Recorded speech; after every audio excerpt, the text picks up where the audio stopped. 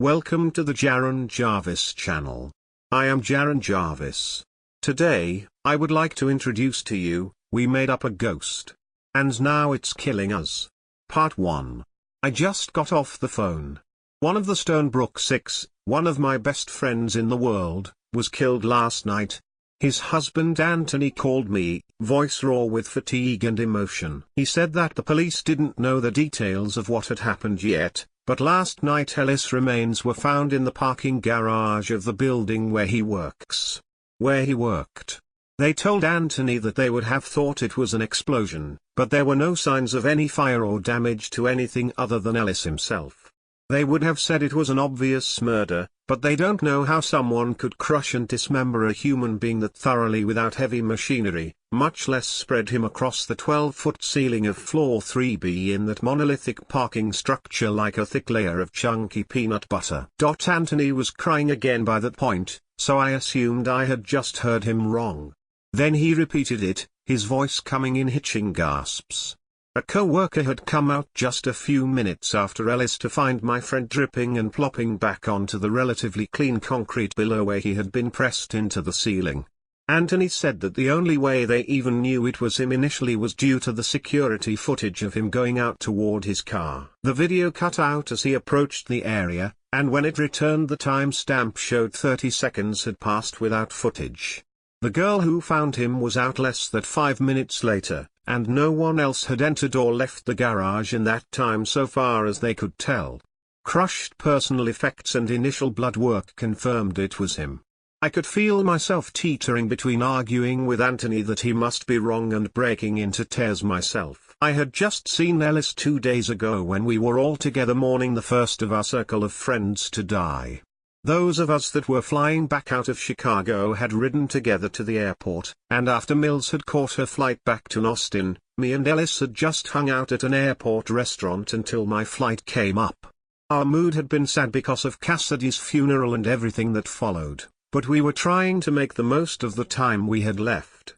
Ellis was telling me about his wedding and showing me pictures. I still felt guilty for not making it in person, but I had just started my new job at the time.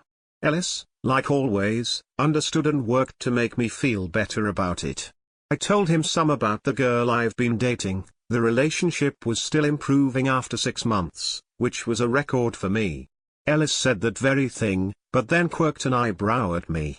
He asked if I had realized how I was looking at Mills the past couple of days, and I tried to play it off like he was joking, but I knew he wasn't. In that subtle way he was trying to nudge me to consider if I was still in love with Millicent like I had been when we were growing up.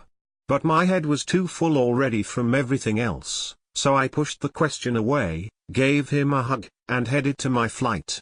That was the last time I talked to Ellis before something tore him apart. I hung up with Anthony after an hour, my throat raw and a feeling of exhaustion weighing down my every step as I went to the bedroom and collapsed onto the bed. I wanted to cry but couldn't, as though the engine of my heart was too busy burning through gallons of fear and guilt to allow even a drop of sadness into its chambers. I tried to sleep, but after a while I gave up on that as well and began to write this account. I need to get it all out and away from me. I realize that I've jumped in at the middle of all this rather than the start. I'm tired and not thinking straight. Let me provide a bit of background and then I'll talk about Cassidy's funeral and everything that happened after it. I had 4 best friends growing up, Ellis Macquarie, Millicent Davis, Thomas Wall, and Cassidy Friel. I think we were unique among many groups of childhood friends in that we had all come together at the same time, Mrs. Weber's 3rd grade classroom, and were all equally close to each other. Aside from occasional childish arguments, we never fought with each other, and as we got older, we somehow managed to safely navigate the choppy hormonal seas of 2 pairs of hetero guys and girls and a 3rd guy that was gravitating towards by curiosity. This is important because as I start to question my memories about so many things, I keep returning to my idea of my friendships with the people closest to me. Ellis, who was always the kindest of us. Mills, who was the smartest and kept the rest of us out of trouble on several occasions. Thomas, who was always so moody around others but so light and happy when it was just the 5 of us. And Cassidy, who was shy and sweet and I now think died terrified. I don't have any close family left. My father died when I was 15 and my mother doesn't like talking to me anymore. My old friends fall into two categories: college friends that I rarely keep in touch with beyond social media, and my best friends from my days at Stonebrook. It sounds strange because we didn't meet at Stonebrook, which was our middle and high school before it was closed. We had spent 3 years together at Jackson Elementary across town, and were just as close then as we were later, but it was almost like our group identity wasn't fully cemented until we got to Stonebrook. Fifth grade rumor was that the place had been a small college 50 years earlier, and I do think that was true. It was certainly an old building, and the shape and layout of the rooms retained faint traces its earlier life. The building was shaped roughly like a hash mark, with two long, wide corridors intersected perpendicularly by two other long, wide corridors. The center square of those crisscrossed lines was filled by a small gymnasium that actually had a pool underneath its motorized floor, though the floor was kept locked and the pool had supposedly long been drained dry. But the age and uniqueness of the school, its quiet sense of history and mild creepiness, it had an effect on us. We stuck together even more than usual, making few outside friends. We worked to get into the same classes, and the few times when one of us was by ourselves, the wait until the bell rang was interminable. It was during one of these isolated classes when I first thought about the school being haunted, and even now, having talked about everything this past weekend with the others, that's still one of my few clear memories of our time at Stonebrook. Some small idea, an idle daydream, a simple what if. What if the school was haunted by a ghost? I got the news about Cassidy's death last Wednesday. It was Thomas that called me, just as he had called the others. After I had moved away at 15, after Stonebrook was closed, the group had drifted apart. Thomas and Cassidy had stayed the closest, and sophomore year of college they had gotten married. In the 10 years since, they had generally seemed happy the few times we talked or got together, but I knew they had ups and downs. Thomas told me on the phone that they had been legally separated for the past 3 months but were trying to work things out for themselves and their little girl. And then Cassidy had gone missing one morning and was found 5 hours later in the groundskeeper's shed of the park across the street from their apartment. The police were investigating it as a potential homicide due to the strangeness of the death, but there were no leads. Thomas had been on duty at the hospital where he worked as a physician's assistant, so his alibi was solid. Worse was that she seemed to have been drowned, despite being in a dry room with no clues as to how she got there. I couldn't get into Chicago until the morning of the funeral, but afterward we all went back to Thomas' house.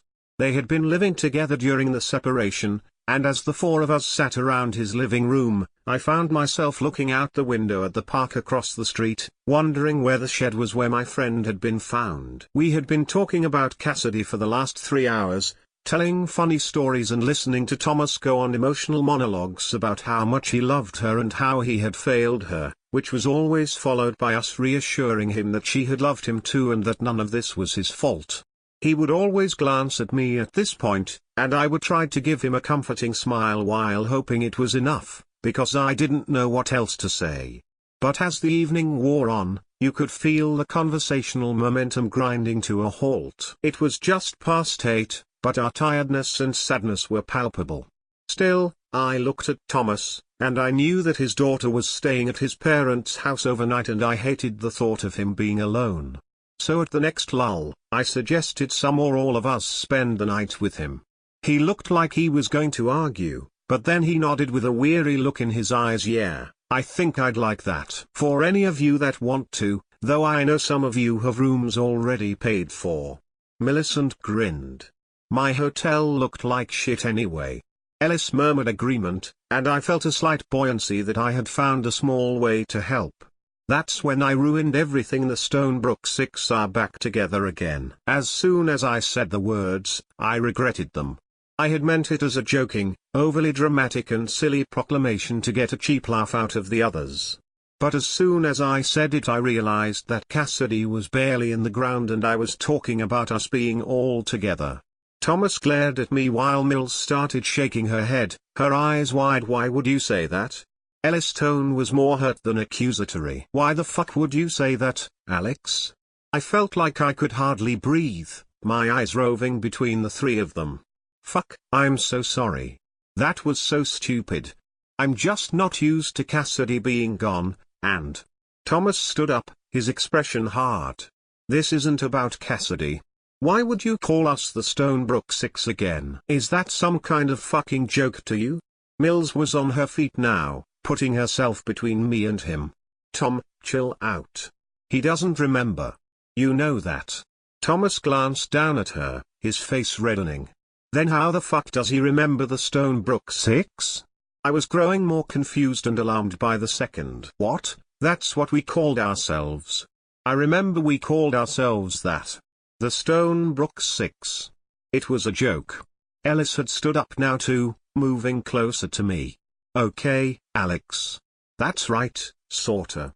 But do you remember why it was a joke? I could feel tears stinging my eyes now. I didn't understand why everyone was so mad at me, especially if they weren't mad about me saying it with Cassidy gone. Well, it was because there were only 5 of us. We were talking about nicknames one day and about how our group should have won, as a joke. We talked about calling ourselves the Stonebrook Five for some reason, but ended up all agreeing that the Stonebrook Six sounded cooler. Like an old outlaw gang. So we called ourselves the Stonebrook Six even though there were only 5 of us. Thomas took a step closer. Bullshit. Such bullshit. You know, I've never fully believed you're convenient. I don't remember shit. But how the fuck are you pulling out shit like that and not remembering what it really was? Mills gave him a shove that didn't move him but got his attention. Fucking back off him. He's not lying. He lost more than we did, so try to remember that. Mills' glare melted away as she turned back to look at me. Alex, it's not exactly like you think. A lot happened, and, well, you blocked out most of the bad. I think. We don't understand how or why you don't remember. But you need to know that we believe you and love you. Thomas snorted. Typical. Alex makes Cassidy's funeral day about him. Ellis shot him a dark look. Button it. We all loved Cassidy. You don't have the market cornered on missing her. Looking back down, he gave me a sad smile. Alex, what you were saying, about how we started calling ourselves the Stonebrook Six. That never happened. We started calling ourselves the Stonebrook Six because of the professor. I felt a rush of fear running through my body at the name. My mouth went dry and I shot up like the room was on fire. No, what? No. Mills looked at Ellis. You shouldn't have said anything. You should have left it alone. Ellis shrugged. I didn't bring it up, but he has a right to know. Alex, do you remember the professor? I shook my head violently and started trying to move past them out of the room. No, I don't want to talk about this.